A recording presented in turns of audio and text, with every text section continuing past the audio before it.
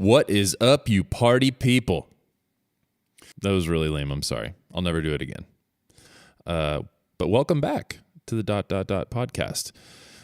Today's episode, we continue with the blind date series with a guy named Shawn Golembeski, to be more specific. And Shawn is an active duty Air Force member stationed abroad currently. He is a ammo troop, so he builds bombs for a living.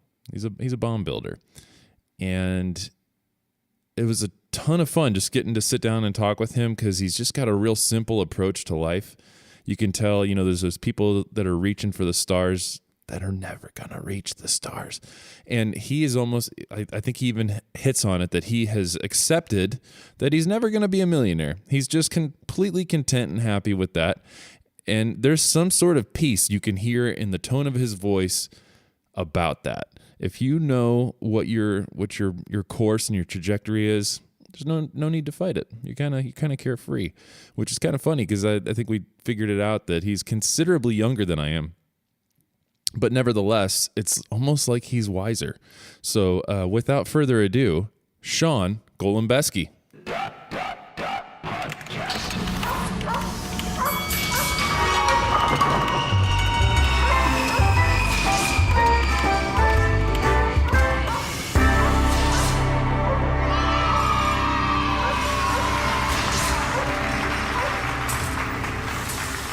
All right, Shawn.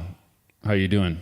I'm doing well, Cory. How are you? I am all right. So you don't know this yet, but I'm calling this little series the Blind Date series because everybody else I've interviewed up until now, and I actually did one last night with another guy here, but I put out some feelers. Wow. Yeah. I'm jealous. I'm getting around, man.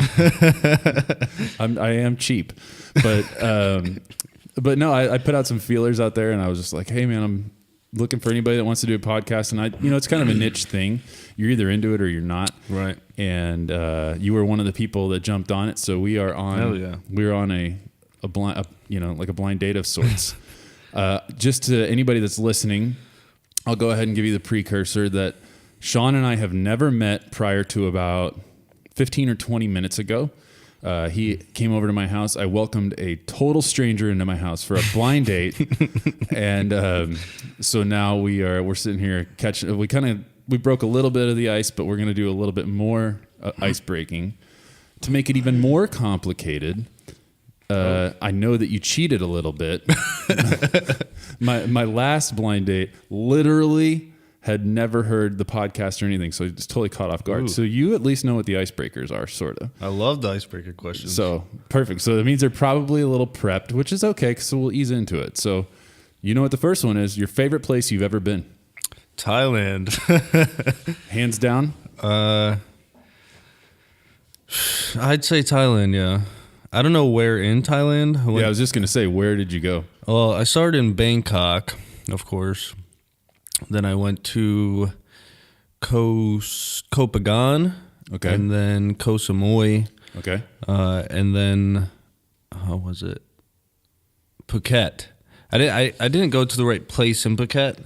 I kind of went to like the city part, but I've actually heard that like Phuket is Phuket. Like it's all the same and you can't go wrong. But from what I get, there's like a party place, and then there's like I think they call it like the big city. And I went to like the big city, not the party place. But I mean, it was still cool. We saw some cool things, and it was a good time still. My wife and I actually went there 2 years ago. I think it was 2 years, maybe. Yeah, read it 2 years ago for our anniversary because she wanted to go like snuggle with like a baby elephant and do that whole thing, because there's like a whole thing in Thailand about like the elephant industry, whether or not they're torturing the animals or they're 100%, or they're actually like, we went to a sanctuary, so they were essentially like the retired circus elephants, and made my wife's dreams come true. But it was beautiful country, great food. I would go back in a heartbeat, and I couldn't recommend enough. Did you got to experience how cheap it was too? Oh yeah. It was great. It's amazing. Like, what's the most? Do you remember what the most you paid for a tuk-tuk was? Ooh, I think we took one from in Bangkok. We took a random like. Oh, this is a funny story. Can I tell the whole story? Please go for it. All right, so we were at this hotel, and we go just down to the river, and we're like, oh, let's just get on a boat and take a trip down the river, you know? Right. And so we get on this huge ferry, and we're like waiting for everyone, and so we start going, and then we saw this other boat on the other side of the river come over and basically replace us as we left. Okay. And then we're like, yo, I swear, if we just go to the other side of the river, we're going to be pissed.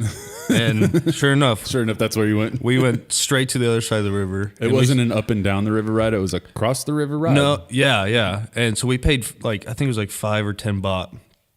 And for just to get across, and I was like across the river, and I was like, why would anybody do this? Because like nobody had anything in their hands that they couldn't carry across the bridge or anything. And I was like, why would people pay to wait 10 minutes for the ferry to load and then just go across the river? Right. But it was a full boat. And so the thing was loaded down. Yeah. Man. So we stayed on it, and we went back to the other side, the original starting point, and then we just walked and found some random boat, and we're like, yeah, let's get on there. And there was like an hour cruise that, of course, just left, the last one, so we missed that.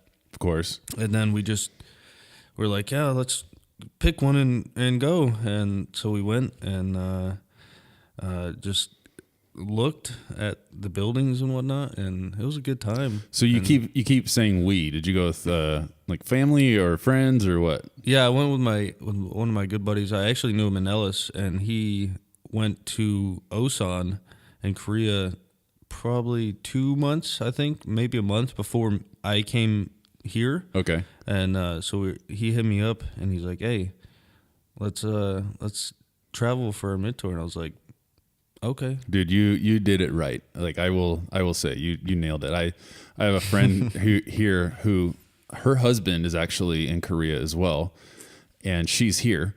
And I told her, I was like, if you're gonna do anything, you guys need to meet in the middle and go to Thailand or something. So yeah, you definitely did it right. The only thing I regret is not doing more. Like right. Every time I think about it or I watch a video, and I'm like, man, why didn't I do that? Yeah. But I have to think, I'm like, I did so much. And it was hard to even plan because we were winging the whole thing. Yeah. So, like, I'm happy with it, but I no matter what, I'll regret not doing. Yeah, you want more. Yeah. You're like Ariel from The Little Mermaid or something. So, next question: do aliens exist? 100%. In your opinion, your perspective, you say 100%. 100% yes. 100%. Okay. Just a real quick why. I watched a lot of conspiracy things, to be honest. But the thing that really gets me is that if you think about 2D, like say you draw a square on like a piece of paper, okay, and then you draw a 3D box on the paper, right? You can see the sides. You add a right angle to each right angle, essentially. You add a dimension. Right. And then fourth dimension, if you add a right angle to all those right angles, you can't even, like, imagine that. I can, at least. Exactly. And then, so if you take that, and you can't even imagine that, your brain, the 8 or 10% that you actually use of your brain. Right. And you can't imagine that. What's the fifth or sixth dimension? So I mean, I personally think that they're all around us. We just can't see them. We're just not dialed in and calibrated for it. And sometimes, like, people might say miracles or like some weird shit just happens, and you're just like, I don't even know what what happened, and I don't know. Maybe it's aliens. I don't know. Maybe it's us like skirting the edge of the ability to utilize or comprehend, I guess is a better way of saying it. That other dimension. And who knows? Like, I mean, the universe is absolutely massive. We're just like a speck of dust. Right. I mean, I think it's impossible that we can be the only ones. Brilliant. I love it. I'm very dialed in with that. I don't know why that question answers a lot about somebody for me, but I feel like I immediately get to know somebody a little bit better just based on how they answer that question. Right. So, are you conspiracy theory or not? No, I actually very much so am a conspiracy theorist. I don't know if you. So, do you know the band Angels and Airwaves? I don't. Do you know the band Blink-182? Of course. Okay, so their lead singer Tom DeLonge, he quit the band a long time ago. He was their guitarist. It's been like 10 or 12 years now he quit, and he went to go do his own band. But more than anything, he owns a company now called To the Stars Academy, and they are like hell-bent on discovering alien life and things like that. If you get a chance, it's interesting. He's got books and all this kind of stuff. But one of the things that's kind of fascinating about it is he wrote a fictional book, like just a story. Right. It's a long novel, and he got approached by, spooky people in the government that came along and said, "How do you know this stuff?" Ooh. And he made it up. Like him Really? and another author got together, and they just thought they were doing a story that was interesting to them. And long story short, he claims that he has been read in on things about secret involvement in or knowledge that the government has about it. I'm not going to say that mainly just because I can't. That's the primary reason. I'm not going to say that we are being lied to or anything like that. But I'm not naive to believe that there's something else going on that we don't know about. 100%. There's 100%. And for good reason. If Sure. something was discovered, it would create pandemonium, especially if it was something significant that was discovered, because it would counteract like religion, beliefs in religion. It would make people question aspects of those types of things. Right. So tricky Is stuff. it good though? Do What do you you think mean? it would be bad if they let out? Like say they're holding, aliens at Area 51. Right. Do you think it would be a bad thing if that was let out? Even pictures, like real pictures, because there are all those. Who knows if they're actually real or not? Those pictures. So But do you think it would be a bad thing? Like, do you think people will panic or? So 20-year-old me says absolutely not. I'm 37 years old now. I'm a little bit smarter. I'm a little more emotionally collected. I'm afraid of what would happen. Really? Like I have a couple friends that have like master's degrees in emergency management, and I'm like, well, that is the dumbest degree you could possibly get. Like, ooh, because emergency. What do you know how to do? Like, you know how to contain a fire, like when the fire department shows up. How do they even make master's degree? Like, they they make a bachelor's and then they make a master's where they specialize in like the advanced levels of that. Yeah, but how advanced would it get? Pretty crazy, man. You'd actually be surprised. Like they're not just talking about things that we think about. They like learn how to hypothesize things that we couldn't even fathom, and on scales of mass pandemonium. It touches into psychology. It touches into what's it called? What's that degree that like a bunch of the like commanders and stuff like specialize in? Business. It's not business. It's something like public service or something along that line. I forget the name of it escapes me right now, but it really does touch on a lot of those things, because you have to dial into like how are humans going to react to something that just cripples them in their ability to process what is actually happening to them. So I don't know. We might actually pick up on this in a minute, but I do need to finish. Right. Because I got to finish your icebreakers. Otherwise, nobody's going to understand who you are. And this show is also getting very, very spacey. You're like the fourth person I've had on where we've kind of gone on little space tangents, which I'm totally fine with. It might come up with After some the icebreakers. Right. We got to knock them out. So, celebrity that you'd most like to hang out with, or that you most identify with. You can answer it either way or both ways, however you so choose. I've been thinking about this the past few days, and Told you've been doing your homework. I really don't like. I'm not a huge celebrity like guru, I guess.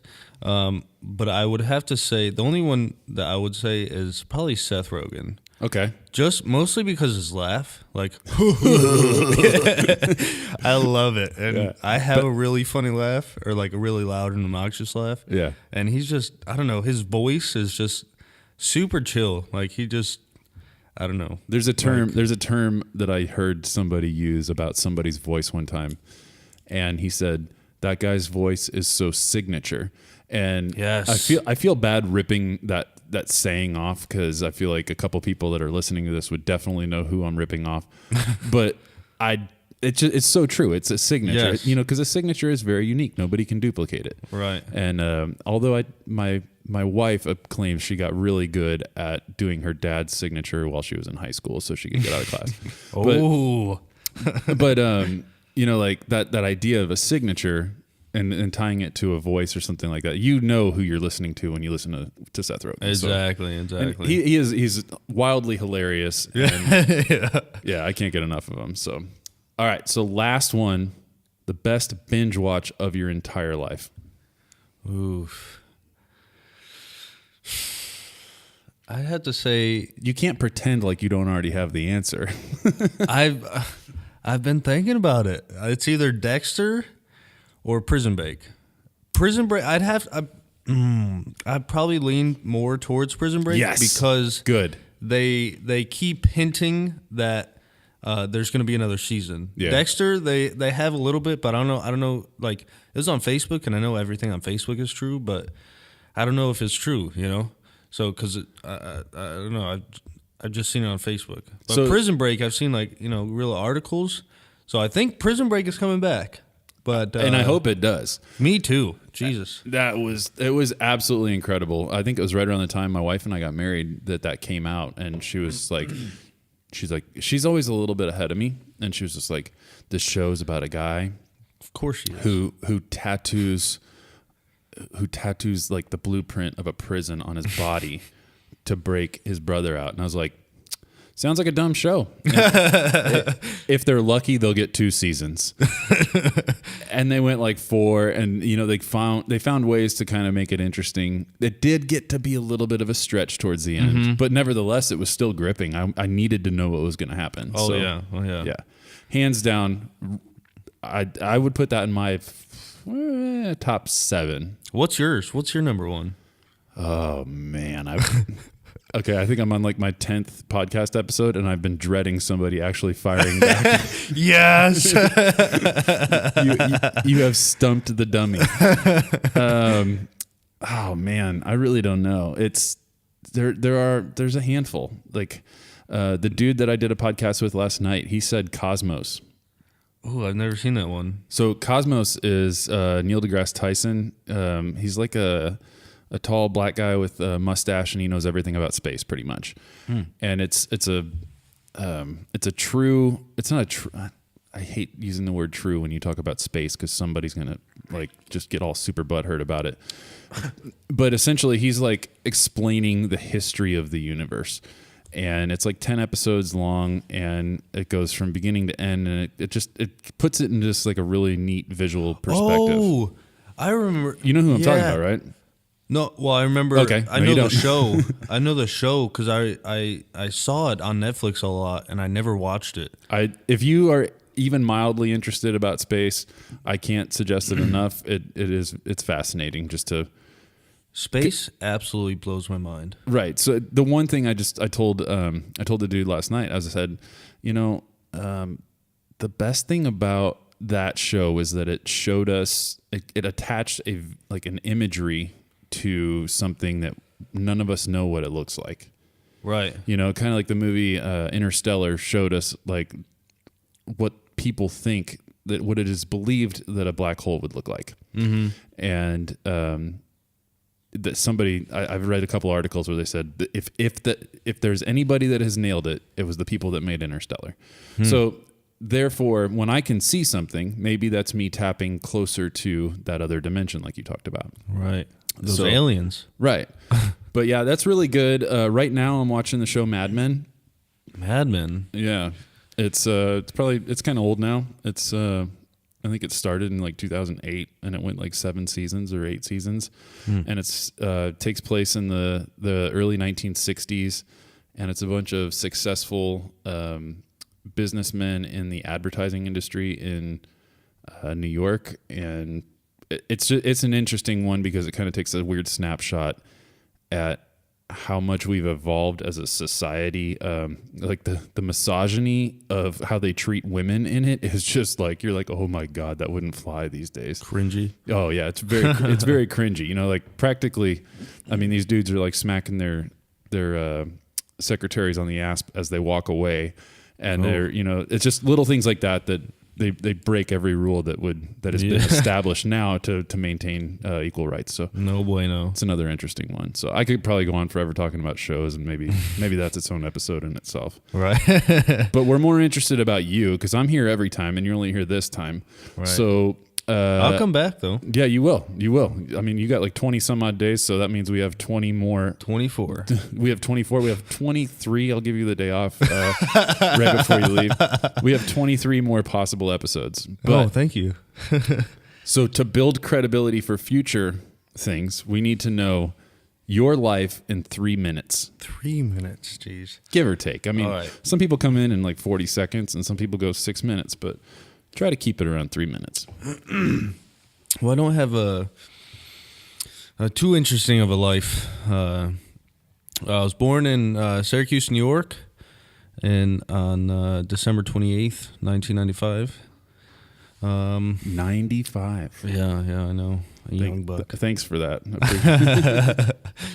And then actually, I just put that into perspective for myself. 1995. I think, dude, I was in like 8th grade, which, yeah, man. Okay, go ahead. Sorry. Geez, 8th grade. I don't even know what year that was. Anyways, 95. It was 95. You actually just said it. You were born then. Yeah, grew up there. My whole family's there, basically. Besides a few oddballs. And then my dad lived in Brewerton, New York, which is about 20 minutes down the road of Syracuse. And they were split up, so I would go with my dad on the weekends and my mom on the weekdays, and I would go to school with my mom. And then in 6th grade, my mom decided to move to Florida. And I was like, uh-oh. And I went to magnet school, what's it called? Elementary school. So they went up to 6th grade. So I was right in between 6th grade and my brothers. And at middle school, we moved to my dad's house. But I was still in 6th grade living with my mom. And so they basically gave me a choice. And I was like, oh, I'll move to Florida. You know, why not? Fuck it. Right. And so I went down there. And in 6th grade, and I actually went into a real middle school at that time. And then at the end of 6th grade, they were like, all right, what do you want to do? And I was like, I already made friends here. Like, I know my family's up there, but I don't want to remake friends, you know? So I just stayed down in Florida, which was pretty rad. And then went to high school, and I was like, fuck college. I don't want to do that. I hated high school, which looking back on it now is so easy. You know, all you had to do was like pay like 10 minutes of attention in school, right? And you're golden. But I was dumb, and got a job at 16, worked at Taco Bell. Yes, and then such good. It's still the best food. It is. It's amazing. Even after working there, this is like the worst base on the planet because I think we might be the only ones without a Taco Bell. You're not lying. It's ridiculous. I really don't understand it. It blows my mind. I'm trying to duplicate Taco Bell on a daily basis. My God. It's impossible. I go get these like these crappy chicken breasts, like pre-cooked chicken breasts from the commissary. And then I heat up a tortilla like on a pan, sprinkle cheese on it. Ooh. And it's a beautiful chicken cheese taco, and I'm not kidding. I probably have been eating that 5 to 6 nights a week since I got here. Yeah, I'm definitely coming back. Yeah, you're coming back for dinner before the next one. Yeah. Worked at Taco Bell from 16, and then 19. I was like, well, fuck. I don't know what to do. I definitely not work at Taco Bell for the rest of my life. Right. And then I was like, well. I was fully set on the Marine Corps, but my buddy was looking in to the Air Force, And then I was like, well, he is, so I reckon I can. And, I was always the one that was, Air Force is like, it's fucking a chair force. Right. And so, but he talked to him, and I was like, oh, fuck it, I'll go talk to him. And I was like, less PT, better living standards. Yeah, fuck it. Yeah. So, yeah. I'll take the easy route. Yeah, and then from there went to basic, and then went to Shepherd, it was in Wichita Falls, Texas, for about 2 months, and then went to Las Vegas, Nevada, at Nellis Air Force Base for 3 years. During that time, I deployed to Diyarbakir, Turkey,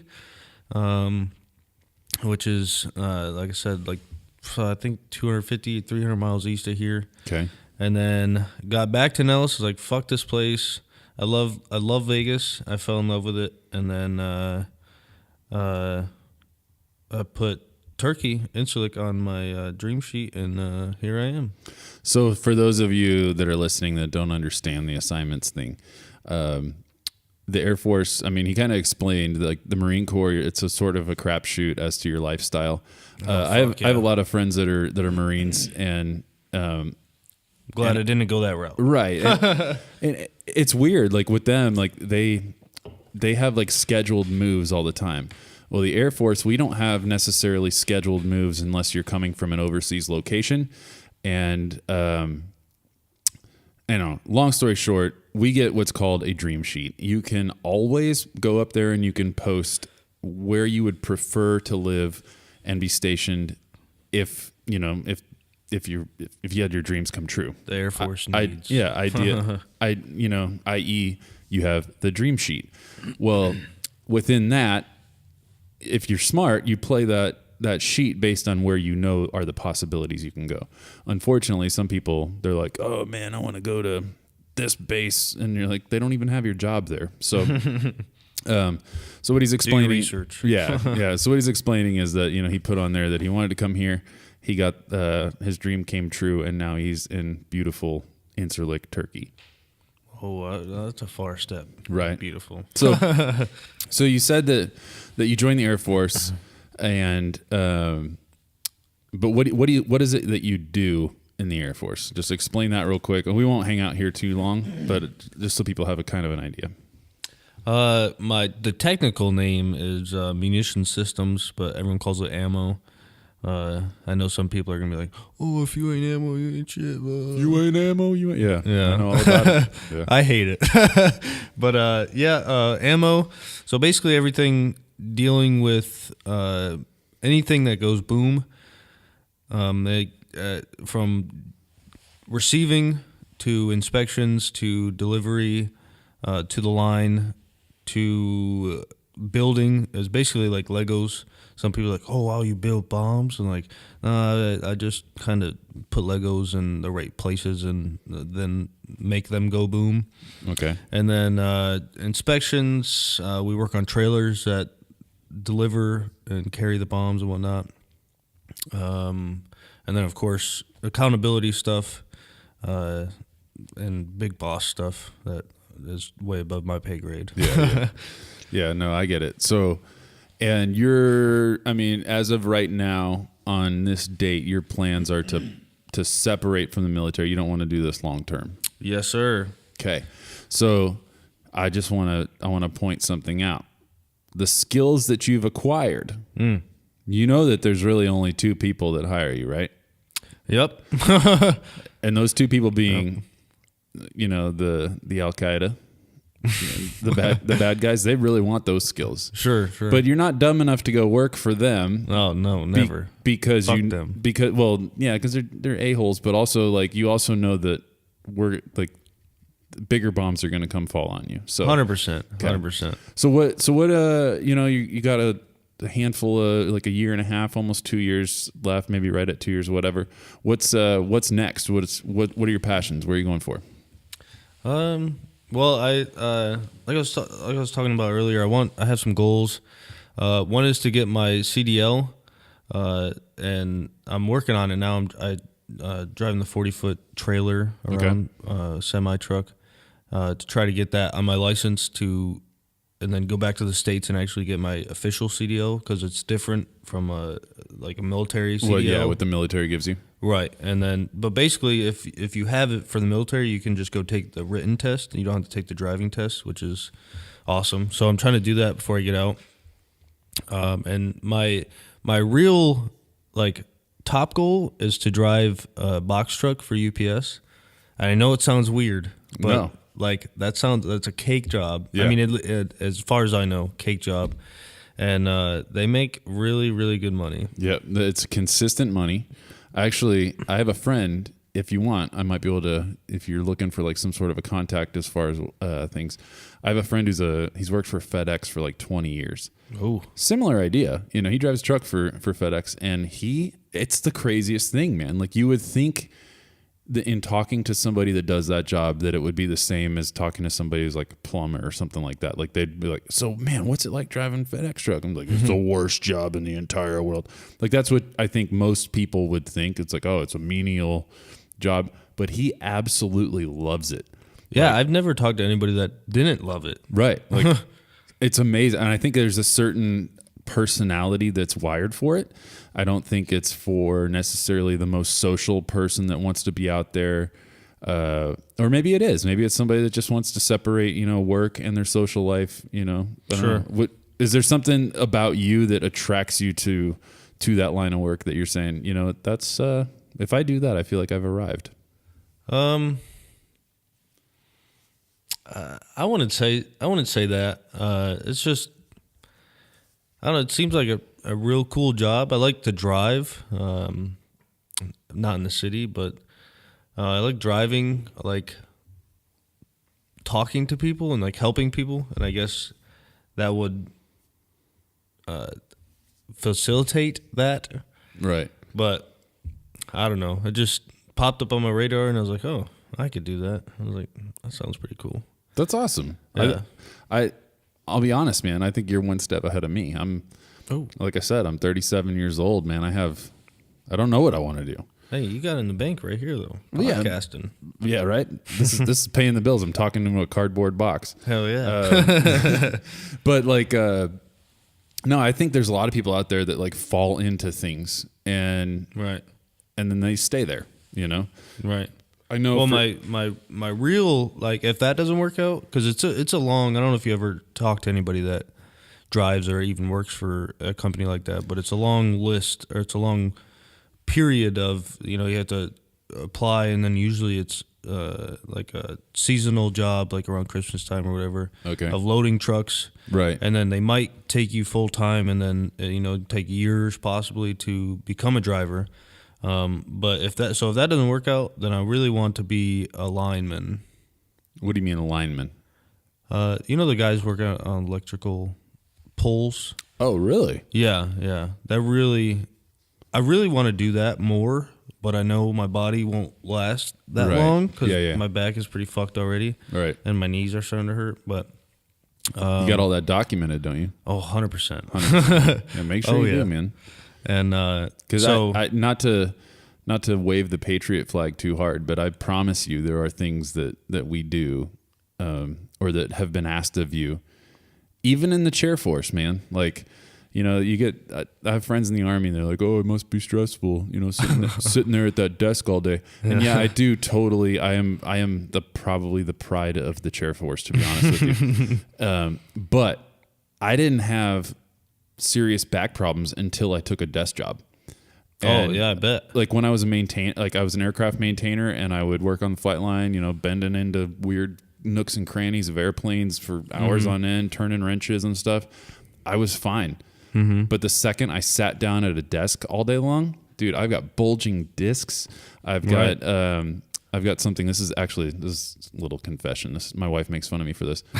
I have something called radiculopathy. Oh, Jesus. And sounds ridiculous. Exactly, right? It's you're ridiculous for saying that you have it. But it's actually radial, radiculopathy. And it's something to do with some nerve damage in my lower back that never peaked its head until I took a desk job. So right. You're not programmed, the body is not meant to sit down all day. No, not at all. I was telling you earlier, my mom passed away about a month ago. and she was permanently handicapped and in a wheelchair for almost 20 years. I mean, and that is the definition of like a degrading body right there, not being able to use it. So, Yep. yeah. But anyway, definitely make sure you get that documented. And then hopefully, you can find your way to UPS or something like that, sprinting out of trucks, delivering packages with more integrity than Ace Ventura did. Do you remember the opening scene to the first Ace Ventura movie? I don't. Oh, you're too young. That's right. I know. Yeah, you were in diapers when that movie came out. So let me go ahead and let me paint the picture for you. So Ace Ventura, Jim Carrey. Right. He is he in the movie. I mean, I can't believe I'm explaining this to you. This is like I'm sorry. You're a grown ass man, but I feel like I'm talking to my 8-year-old daughter right now. So, in the opening credits of this movie, he works for a delivery company called DHS. They can't say UPS because it was like copyright or whatever. Wait, isn't DHS one of the things too? Well, that's Department of Homeland Security.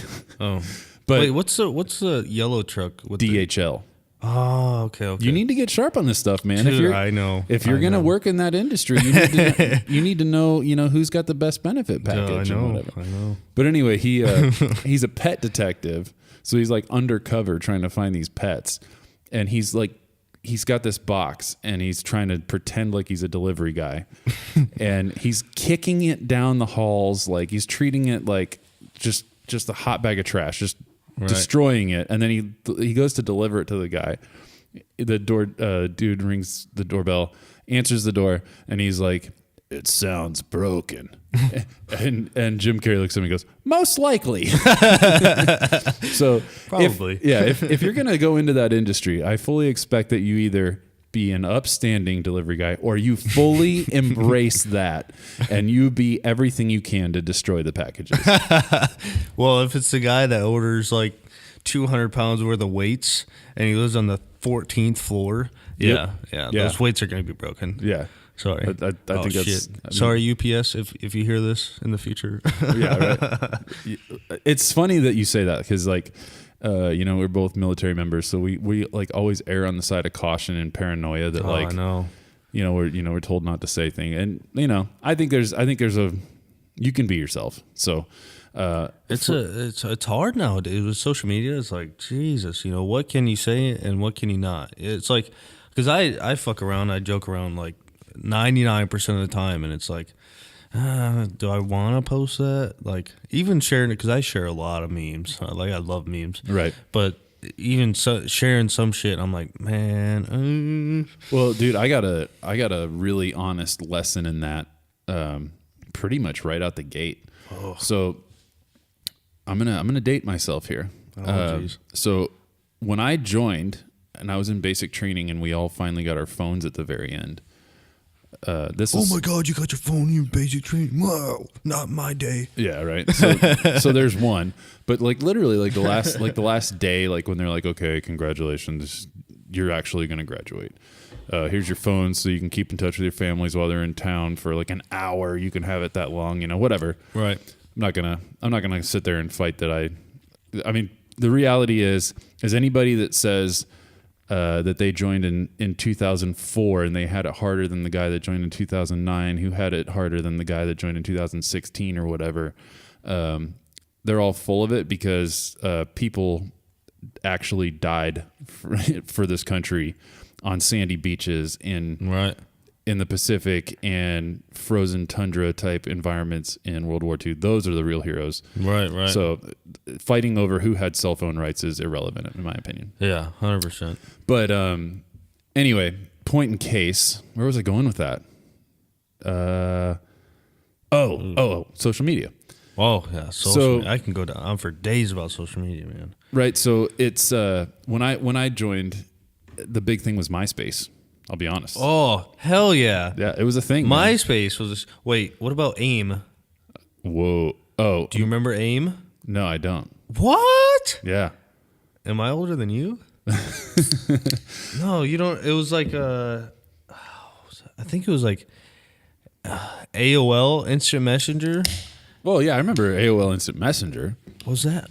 Yeah. So AIM? and all that was like, Wait, who's the yellow running man looking thing? I think that was Instant Messenger. Okay, yeah, that's what I'm talking about. Yeah. No, us young bucks called it AIM. Whew, for a second there, I thought I missed out on like significant pieces of history or something like that. It was. But Facebook, or MySpace was the thing then, right? Right.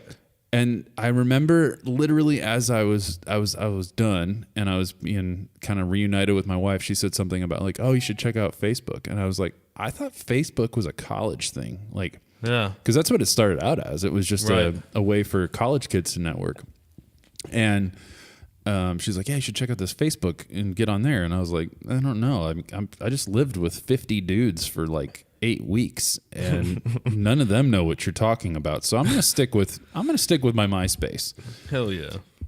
And then I finally, like 3 months later, you know, I think actually I say 3 months. I went to tech school for like 6 months at Shepherd and then went to our first base at Travis in California. And, I started to realize that, you know, there was this thing going on where, you know, Facebook was kind of catching some buzz. Right. And so anyway, long story short, I was there maybe like a month or two and I had like a really bad day. Just end of story. Like it was just a bad day. Like I thought I was going to go to work at 7:30 in the morning and be home by 6, you know, like I was like, okay, this is what I'm expecting. Sometimes it bees like that. Right. And, and I went in at 7:15, didn't get a lunch break. Awesome. 5 o'clock when I thought I was going to get ready to get released, came and went. Next thing I know, the sun's going down. I'm still working. And then I ended up, and I was at work until, I don't want to say like 8:30, almost 9 o'clock at night before I finally got to leave with no break or anything. This is my first time, you know? Hell yeah. Chair force. Right. I've had many of those days in my career. Right. But this was the first one. And I went home. My wife was pregnant and I went home and, you know, she kind of told me about her day. She was stressed out and stuff like that. And I was like, oh my God. As I was laying in bed, I just posted a little thing. It's just like, you know, something like, holy crap, like 15-hour workday or whatever the math was, 14-hour workday, no lunch. Right. I'm out. I'm done. Or I'm checking a mic drop, you know, essentially. And I went to work the next day and they said, we need to see you in the office. And I was like, oh, okay. And I was like naturally nervous. And I was just like, they're like, close the door. And I closed the door.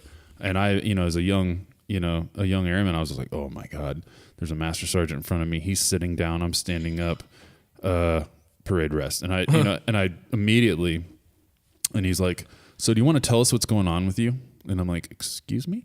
Oh, geez. Somebody in my unit saw that I had posted that and they decided to make a spectacle out of it. Oh, Jesus. And it went on and on for a minute about how, you know, I have to be more cognizant. I represent more than myself and my opinions. People know who I am. I mean, and the way it was being sold to me was almost like Al-Qaeda's watching and they know that you don't like this and they're going to try to turn you. And I was just like, it's not what I meant. I just had a struggle of a day. Yeah. But I just want to tell my friends, all right? Right. But I did realize like I think people use social media a little too much. And it actually goes into expectation. Like, do you think that when people post things on social media that they expect something in return? 100%. 100%, right? Yeah. Like oh yeah. No, I mean, please go ahead. Like, I think so. I've come to this recent realization that I think expectation is the true thief of any kind of joy or acceptance of anything in your life. Oh, can you say that again? So, man, something keeps dinging in here. I think it's my iPad. Hold on one second.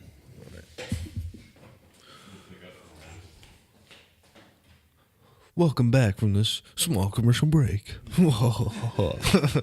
Sponsored by Bud Light.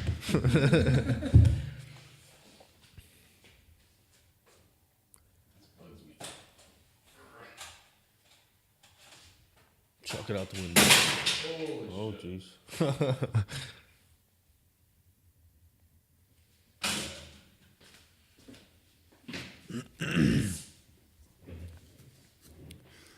So expectation is the thief of any kind of joy. You do something, and as you go into it, you're expecting an outcome. Well, guess what's going to happen? Nobody or nothing is ever going to meet that expectation. Right. So therefore, you won't ever enjoy anything that comes from something that you expected a return. I went to a sports game to go see my favorite player score a touchdown and win the game at the buzzer. Right. And you go to the game, he doesn't score any points, and your team loses. Right. Or you go to the game, he doesn't score any points, and the team wins. Right. Now you're still disappointed, nevertheless. Yeah. Interesting. I like that.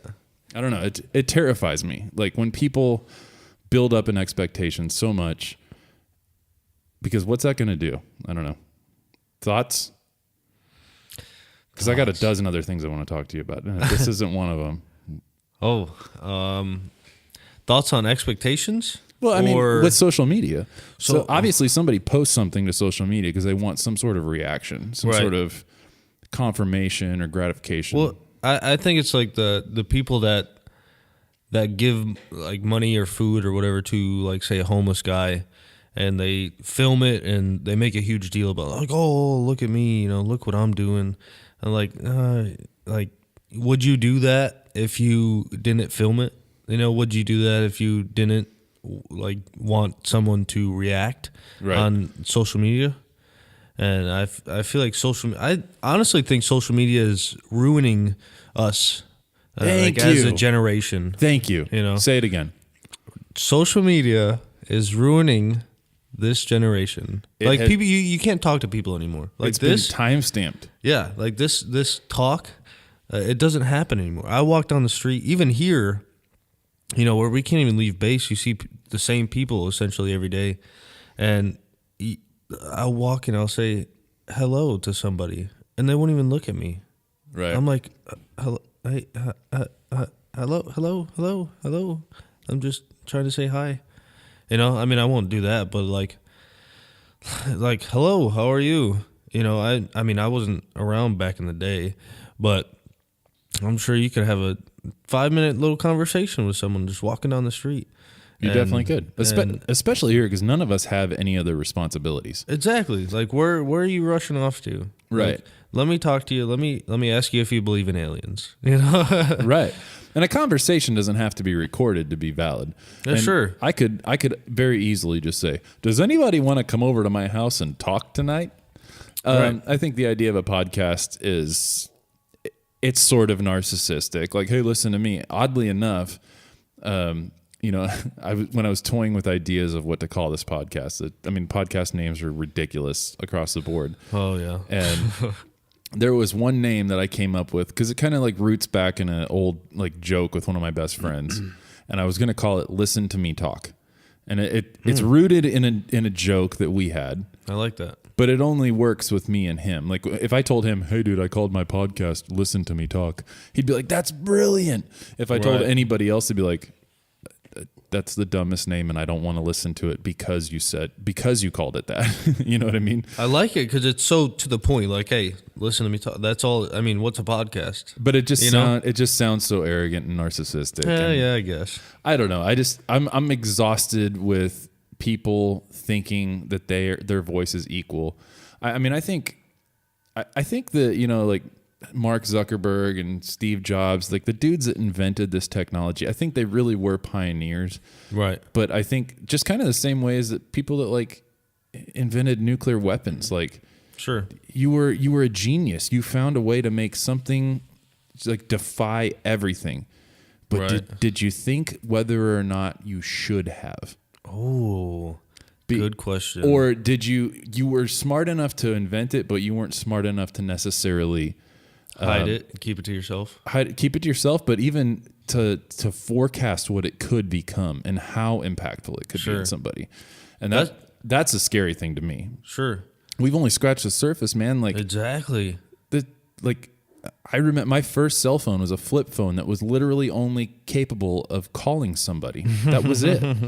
And that was revolutionary. Oh, yeah. You know? And now I have a supercomputer in my pocket. Right. And my phone's like 4 years old, and it's still a supercomputer. Right. If you had a Razor back in the day, you were hot shit. Right? No, I think that was one of the more attractive features of my wife when I met her. Oh, she had a Razor? Yeah, and she was hot. Oh, yeah. Done deal. Done deal, right? Yeah. Marry me right now. Yeah, social media is, I think it just, you can't talk to people, you know, and so many people post like just ridiculous things like, you know, the keyboard warriors, you know, you'll never say that to someone's face, you know, because they would 100% punch you right in the face. Absolutely. You know, but conversely, whenever you start dealing with like human face-to-face interaction, everybody's a sensitive Susie. Oh, yeah, yeah. Like, how dare you even? I mean, you give me a look. Like, you lifted your eyebrow. Well, what about the dude that just called you a fat ass on your, like, that called you a fat ass on your Facebook profile? Right, like, right. Oh my God. Like, and you're mad at me because I lifted my eyebrow? Yeah. Like, did you think that maybe I got a twitch? I got a little Tourette's or something like that going on? Right. Like, I don't know. It exhausts me. I get hemmed up on what's going on. I mean, it's all fake. It's all, like, it is. I saw this girl one time. It was probably 3 years ago. Probably not even that. But she posted a picture on Instagram, and I hate Instagram, hate everything. But Instagram, she posted it, and she was in like a bikini, and you know how girls do that like pose where someone takes a picture from the back, but they're not trying to show off their ass, but they are. Oh yeah. You know, and so she was doing that, and secretly, I'm kind of a fan, but go ahead. And she commented, or her caption was something along the lines of "feel comfortable or confident in your own skin." And the funny thing, it gets better. The funny thing is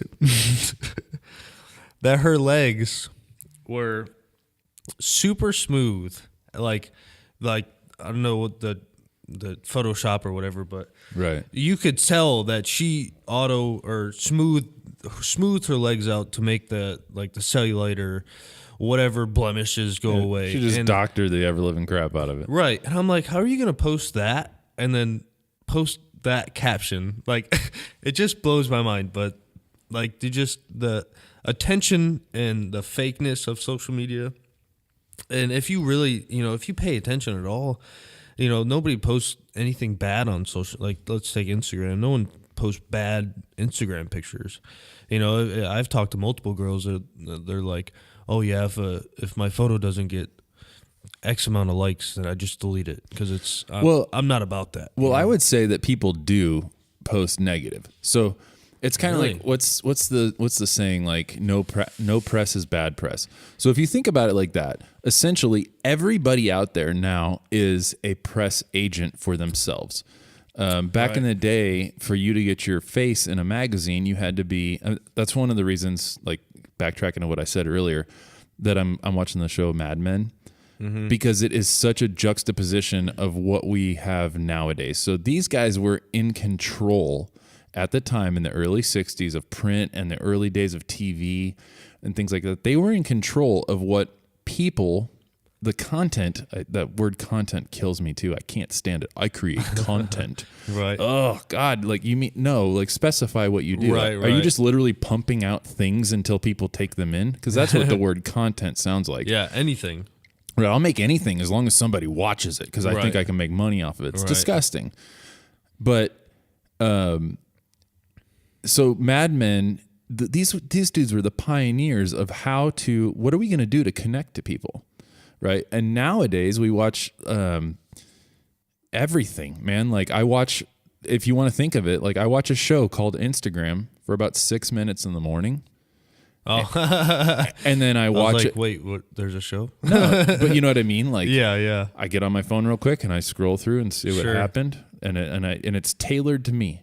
These are only things I want to see until I get annoyed and I'm like, man, I'm sick of the things this person's posting. I'm going to delete them. Fuck them. Yeah. Yeah. I'm done with it. Sure. Ooh, here's a new thing that I can attract to. Right. So everything's number one. It's tailor made for our consumption, because again, we're consuming content. No other opinions. Right. You only find what you want. And then on top of that, I've also, I know that person is making a conscious effort to cater to me. Right. You know, like you said, like that girl, she smoothed out her legs so that she'd hide the reality of who she is, so that you'll like her. Exactly. There are so many levels of complexity that are happening right then and there that are exhausting about what's going on in the human mind. You have an insecurity being yourself.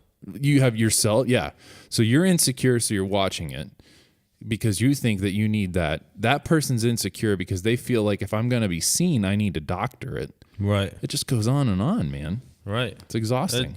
I just think it's so fake, you know? It's interesting to hear somebody as young as you are.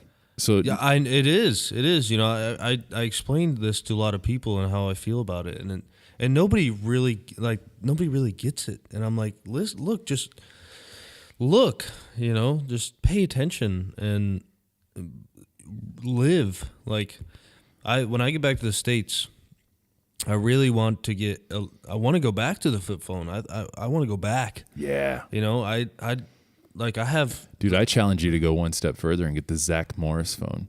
The what? Oh, you're so young, you don't even remember. That's so sweet. Geez. You're adorable. The show Saved by the Bell.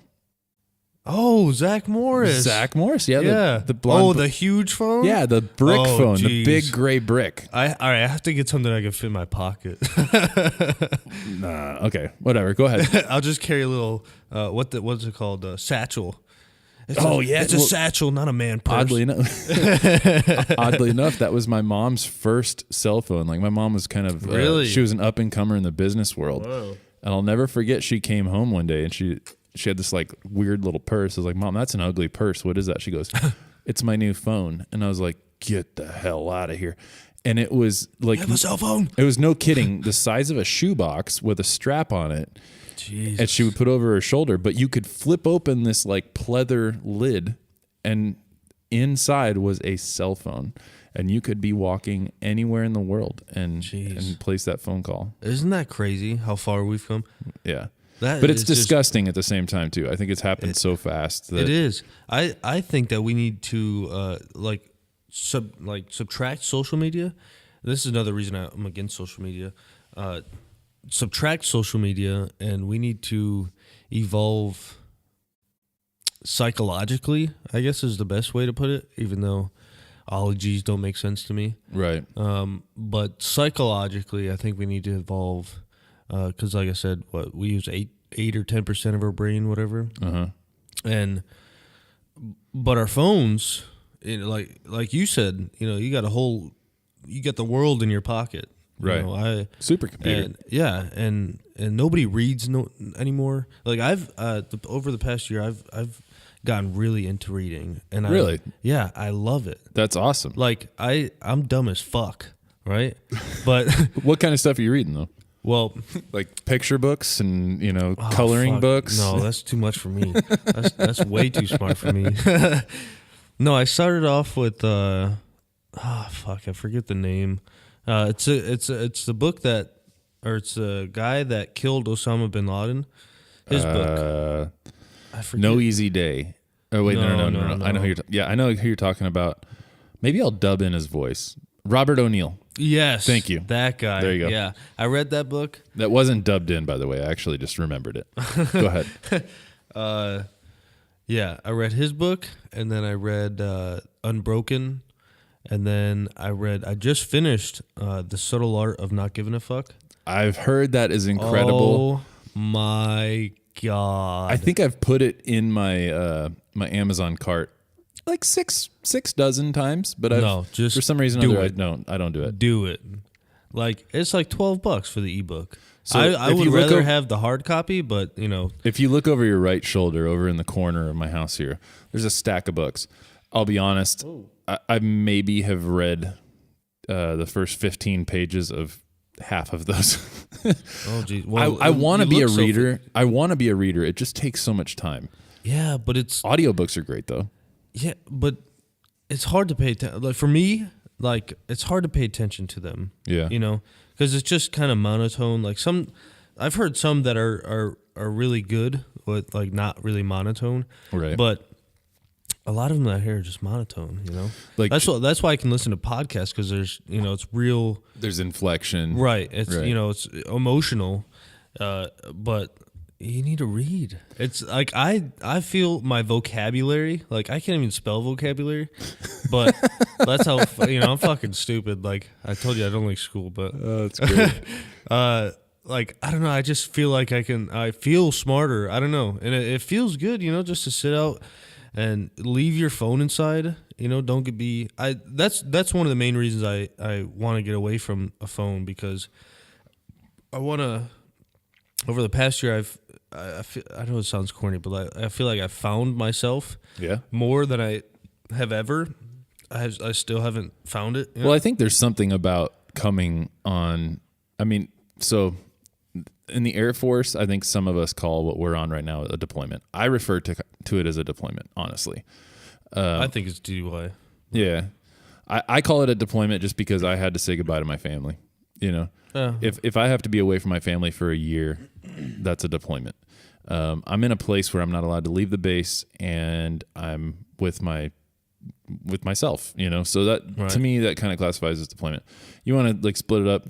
Sure, I've been TDY for a year or whatever you want to call it. But right. I think the one cool thing about this, I was kind of complaining about the fact that I would have to be here so long and stuff. And like one person just told me, it was like, man, I'm jealous. Like I have a year to get away from everything. I have a year to just like to separate from the distractions of my life, to work on myself and discover myself.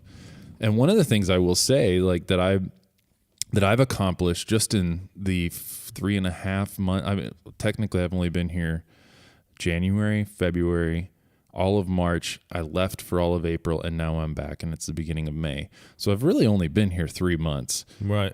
But the thing that I've started to think a little bit more about who I am and discovering myself. And I think that I've found a lot of that. And maybe that's one of the reasons I started this podcast, is it's just a chance to talk, like just get it out. Like hear other people's perspectives. And you said, I'm a dummy.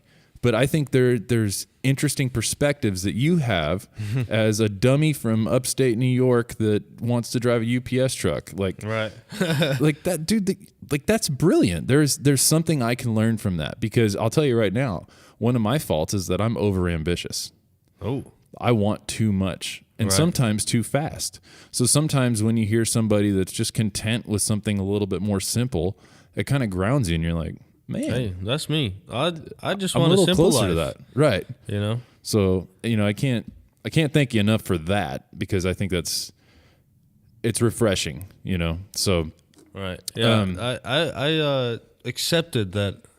The whole everyone wants to be a millionaire, but I've accepted that I'll probably never be a millionaire. Probably will never be even 100,000-aire. Well, let me ask you this: if I gave you $5 million right now, what would you do with it? Thailand. Thailand. That's like a trillionaire. You'd be a trillionaire. Yeah, but I mean, what happens in Thailand? Actually, Amsterdam maybe. Yeah, Amsterdam. Yeah. Okay. Because it's high dollar up there. Yeah. But Thailand is just. Thailand. Yeah, it's beautiful. It's awesome. I'd probably just travel a lot. I'd buy a really nice truck and a really nice house, and all my family a nice house. But yeah, I don't. To be honest, I don't see the need. Like if you had $1 million or you had $20 million, it's probably the same to you, right? Right. Because your needs and wants aren't. They don't really know that boundary. Yeah. Well, the thing on, I forget who it was Joe Rogan's podcast with, I forget who it was, but it was like up to like, I don't know, 0 to 36,000 or 40,000 or whatever. You're this amount of happy. Some people did a study. I should have read it, but I should have read more into it. But 0 to like 40,000 or whatever, you're this amount of happy. Right. And then 40 to like 75, you're this amount. And then 75 to $95,000 a year. Or I'm sorry, you're like 90% happy or whatever. And then anything over $95,000 a year, you're just it doesn't change, right? Because I mean, some people can't even live off that much. Some people can. That's you're a millionaire at that point. But me, it's like I really $1,000 a week, like after taxes, I'm fine with. But yeah, like $1,000 a week. That is a like you have a number. That's there. a lot of money. It is. It's a lot of money. But honestly, it's also very simple. It's a middle class lifestyle that you're looking for, right? And that's kind of what I mean. Essentially, I mean, if you pay attention to politics, that's exactly what everybody's arguing for. Everybody's trying to find a way to justify how to be middle class. And I don't know what your political. What do you mean justify? Like people that they're raising what's it called? Minimum wage. Minimum wage. They're raising it all the time. Sure. To accommodate the fact that people think they're worth more money. So as an educated, right. And as an educated person, like I busted my butt to get, my bachelor's degree. Like that was hard. Right. So I made that sacrifice. I paid into that. And I would hope that I'd be worth more money than the guy that didn't want to take that. Yeah, I remember at Taco Bell, I was making like, I think it was like $7.25. Okay. An hour, And considering like you didn't have any skills, do you feel like you were underpaid? Not at all. No.